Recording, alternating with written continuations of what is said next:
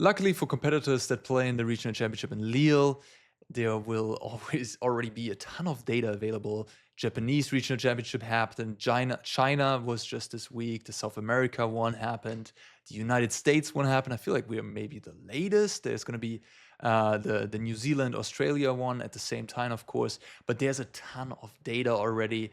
So if you're preparing a lot for a tournament, you certainly have a lot of stuff to work with, a lot of data, and you can get a pretty good grasp on the metagame with that. So I think we are one of the last regional championships, which means that the players have a lot of data where they can see what decks performed well in the previous regional championships. That will for sure impact the meta here this weekend. Not only that, I feel like players might also be looking out on what's doing well on MTGO, in the challenges, what decks are winning. That can also inspire some of our players here this weekend.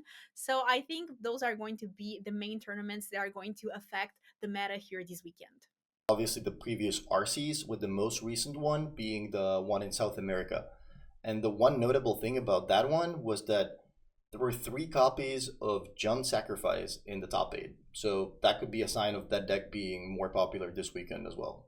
The metagame at the Ultimate Guard Regional Championship in Lille this coming weekend will surely be shaped by the tournament results from the previous regional championships.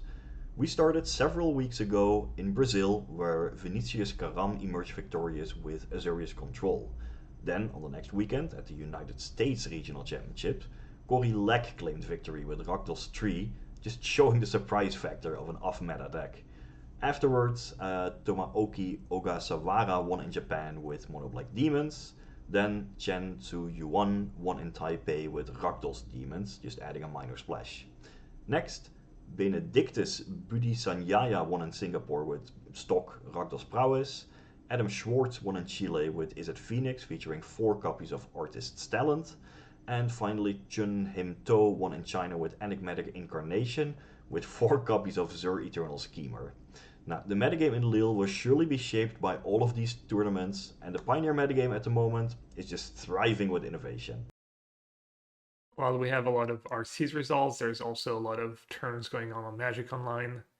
You had Canister, who won one of the most recent challenge, was Phoenix. Won one of the most recent RCs. So, yeah, I think Phoenix still the deck to beat, but a mix of online and RCs will shape the metagame.